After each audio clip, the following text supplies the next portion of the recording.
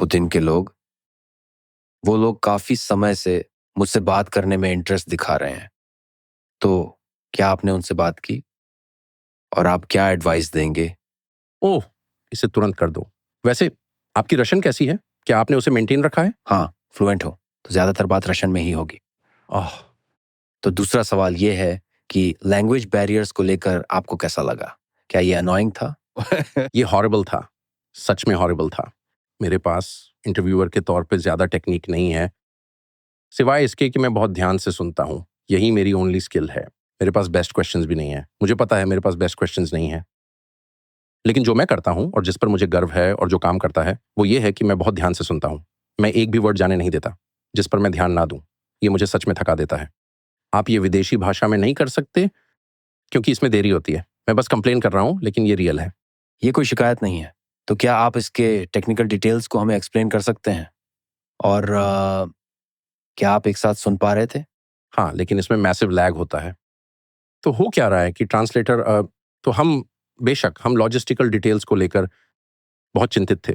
हम अपना कैमरामैन लेकर गए थे, जो मेरे साथ दुनिया भर में गया है। उसने फॉक्स में काम किया है और अब भी मेरे साथ था। वो बहुत ही अमेजिंग इंसान है। मेरा मतलब है कि ये उसने हमारे कैमरे, लाइटिंग सब हैंडल किया। सब कुछ हमारे कंट्रोल में था। हमारे पास टेप का भी कंट्रोल था। रशियंस के पास भी उनके कैमरास थे और मुझे नहीं पता उन्होंने उसके साथ क्या किया। लेकिन हमारे पास पूरा कंट्रोल था। हम अपना ट्रांसलेटर लेकर गए थे। हमने अपना ट्रांसलेटर इसलिए लाया क्योंकि आप किसी पर ट्रस्ट नहीं कर सकते, राइट? तो मुझे लगता है हमारे पास अच्छा ट्रांसलेटर था। एक्चुअली हमारे पास 2 ट्रांसलेटर्स थे क्योंकि वो थक जाते हैं। लेकिन प्रॉब्लम ये थी, मेरे पर्सपेक्टिव से एक ऐसा इंसान जो फ़ॉलो अप सोचने और आंसर सुनने की कोशिश कर रहा था। पुतिन बात करेंगे और आपके कान के एक हिस्से में यहाँ आप जानते हैं वो स्लाविक साउंड सुन सकते हैं। और फिर उसके ऊपर एक आदमी स्लाविक एक्सेंट में इंग्लिश बोल रहा होगा और फिर आप सुनेंगे कि पुतिन बोलना बंद कर चुके हैं, लेकिन ट्रांसलेटर का आंसर 15 से 20 सेकंड और चलता रहेगा। तो ये बहुत ही असहज है और ये सच में हार्ड है। और दूसरी बात ये है कि इससे फ़र्क नहीं पड़ता कि आपके ट्रांसलेटर्स कितने अच्छे हैं। मैं लैंग्वेज में इंटरेस्टेड हूँ। मैं सिर्फ इंग्लिश फ्लुएंटली बोल सकता हूँ और लेकिन मुझे लैंग्वेज में बहुत इंटरेस्ट है और मुझे पता है और मैं लैंग्वेज में काम करता हूँ। इससे फ़र्क नहीं पड़ता कि आपका ट्रांसलेटर कितना अच्छा है।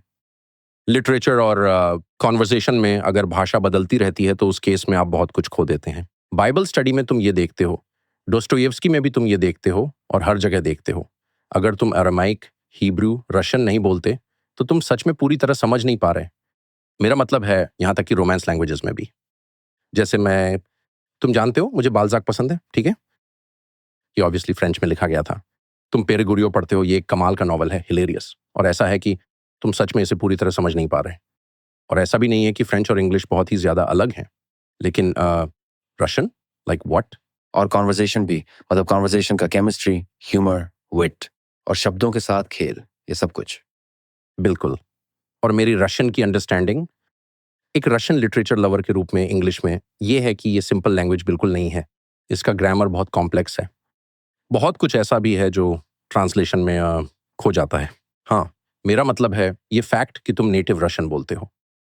आई मीन मैं तो दौड़ कर जाऊँगा उस इंटरव्यू में क्योंकि मुझे लगता है कि ये बहुत अमेजिंग होगा। तुम इससे मुझसे कहीं ज़्यादा हासिल करोगे। और हमें ये भी कहना चाहिए कि तुमने कई वर्ल्ड लीडर्स से मुलाकात की है। ज़ेलेंस्की और पुतिन दोनों इंटेलिजेंट हैं। हाजिर जवाब। ये तो मज़ेदार भी है।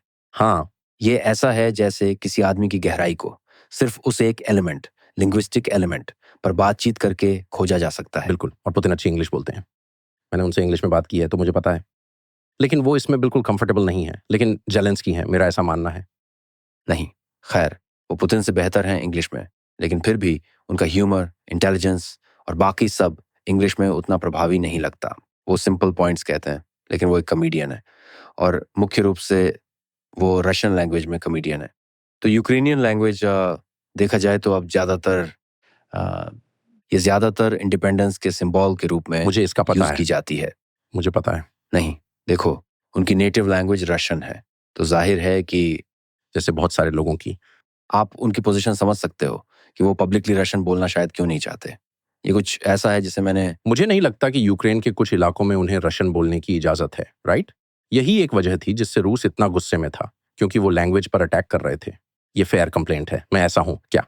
और वैसे अगर आप काफ़ी समय से मॉस्को नहीं गए हो तो आपको वहाँ जाना चाहिए और खुद देखना चाहिए। आपको वहाँ वो सब दिखेगा जो मुझसे पहले छुपा हुआ था और आपको खुद इसका एनालिसिस करना चाहिए। मेरी स्ट्रॉन्ग एडवाइस ये होगी कि भले आप पुतिन का इंटरव्यू ना करें, आप वहाँ जाएं, 1 हफ्ता वहाँ बिताएं और देखें कि वहाँ जो भी चल रहा है उसके बारे में आप क्या सोचते हैं। आई मीन सोसाइटी कितनी रिस्ट्रिक्टेड महसूस होती है। मैं सोचता हूँ कि ये करने के लिए बहुत करेज चाहिए, क्योंकि आप जो भी आप डिसाइड करें, आप ऐसे कॉन्वर्सेशंस में खिंच जाएंगे जो आपके बारे में बिल्कुल नहीं होंगे, पॉलिटिकल कॉन्वर्सेशंस। हाँ, आप ऑब्वियसली एक पॉलिटिकल एक्टिविस्ट नहीं हो, राइट? आप एक इंटरव्यूअर हो, लेकिन मुझे लगता है ये बहुत इंटरेस्टिंग होगा। लेकिन खुद के इंटरव्यू के लिए क्या आपके पास कोई एडवाइस है कि इंटरव्यू कैसे करें? ये फंडामेंटली अलग होता है जब आप नेटिव लैंग्वेज में करते हो। हाँ, मेरा मतलब है, मुझे लगता है मैंने इसे एक तरीके से अप्रोच किया और शायद वो गलत था, लेकिन ये काफ़ी सोच समझ कर किया गया था। मैं उस इंटरव्यू में इस बात से अवेयर होकर गया था कि उन्होंने वॉर शुरू होने के बाद से किसी को भी इंटरव्यू नहीं दिया था। मेरे पास लाखों सवाल थे और जैसा कि मैंने बताया, मैंने वो नहीं पूछे क्योंकि मैं सिर्फ वॉर पे फोकस करना चाहता था। लेकिन इतने सारे सवाल थे। मैं आपको अपने नोट्स भेजूंगा जो मैंने लिखे थे। मैं एक डिलिजेंट छोटी बच्ची की तरह था। ये अमेजिंग होगा, लेकिन मुझे लगता है मेरे इतने सारे सवाल थे और उनमें से कुछ जिनके बारे में मुझे ऐसा लगता है कि वैसे देखा जाए तो आपके केस में इंटरव्यू का फैक्ट ही सबसे इंपॉर्टेंट था। शायद सही है। मेरे पास एक सवाल था जो मैं सच में पूछना चाहता था और लगभग पूछने वाला था, क्योंकि वो मुझे जोर से हंसने पर मजबूर कर देता।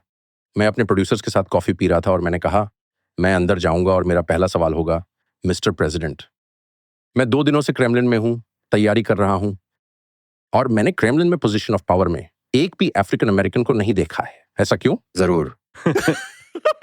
मैंने सोचा ये तो बहुत कल्चरली स्पेसिफिक और ड्राई है, और मुझे लगा कि वो सोचेंगे कि ये बंदा तो बिल्कुल क्रेजी है। हाँ, तुम क्रेजी से शुरू नहीं करना चाहते। इंसानियत मुझे और पता है। ह्यूमर से करना बेहतर है। नहीं, मुझे पता ठीक है। शायद ये ट्रांसलेट नहीं होगा। ये नहीं होगा, और हाँ, एक छोटी सी डिले होगी। तुम्हें वेट करना पड़ेगा ये देखने के लिए क्या जोक वर्क करता है या नहीं। ये अमेरिका नहीं है